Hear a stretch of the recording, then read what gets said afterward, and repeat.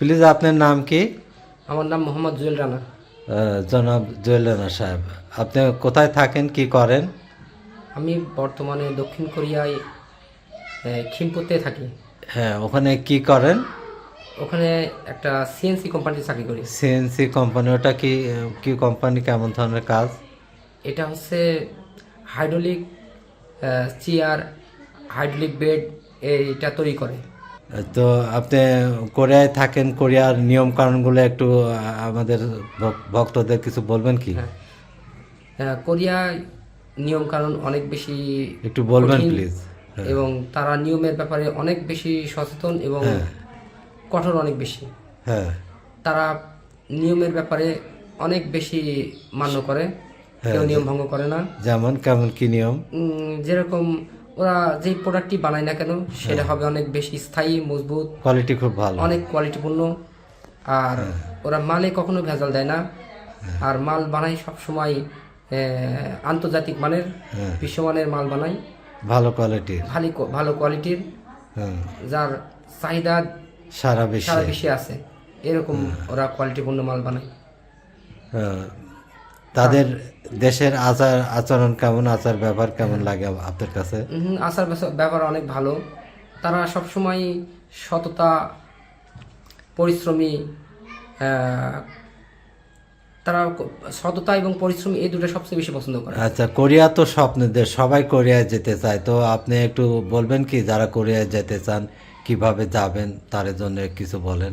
হ্যাঁ, যারা কোরিয়ায় যেতে চায় তাদের জন্য প্রথম পরামর্শ হচ্ছে তারা একটু বেশি পরিশ্রমী হতে হবে এবং ভাষা শিক্ষার মাধ্যমে যেতে পারলে এটা অনেক বেশি সুবিধা হয়। কারণ কি, যে এতে এই তাদের জন্য অনেক বেশি সফলতা আনিয়ে দেবে। এই জন্যই তারা কোনো দালাল ছাড়া সরকারিভাবে যাওয়া যায়। কি কি কোর্স, মানে মানে ভাষাটাই এক নম্বর, তাই না? এক নম্বর ভাষা শিখা। আর ভাষা তো একদিনে শিখা যায় না, এই জন্য কঠোর পরিশ্রম করতে হয়। আর অভিজ্ঞতার প্রয়োজন না হলেও চলবে, কিন্তু এটাই অভিজ্ঞতা দরকার যে সে কঠিন পরিশ্রম করতে চায়। যে তিনটা জিনিস, 3D, ডার্টি, ডেঞ্জারাস, আরেকটা আছে ডিফিকাল্ট।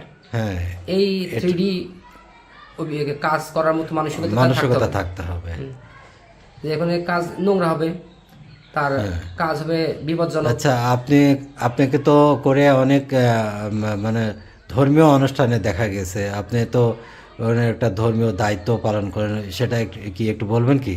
হ্যাঁ, কোরিয়ায় বর্তমানে দিন দিন মুসলমানদের সংখ্যা বাড়তেছে। বাংলাদেশ, তারপর মালয়েশিয়া, তারপরে উজবেকিস্তান, বিভিন্ন মুসলিম দেশ থেকে মুসলমানরা আসার কারণে কোরিয়ায় একটা অমুসলিম দেশে মুসলমানদের সংখ্যা দিন দিন বৃদ্ধি পাচ্ছে। পাকিস্তান থেকে কিছু লোক আসছে, তাতে এখন মুসলমানদের সংখ্যা বাড়াতে কিছু মসজিদ বাড়তেছে। তা আলহামদুলিল্লাহ আমি একটা মসজিদের সাথে আছি, ইজেন বাইতুন নামান মসজিদ। সেখানে আমি প্রচার সম্পাদক পদে আছি বর্তমানে। তা প্রচারের কাজে আমি আছি। আমার ভক্তরা তো সবাই কোরিয়ায় যেতে চান, তাহলে ওনাদের জন্য কিছু বলেন প্লিজ।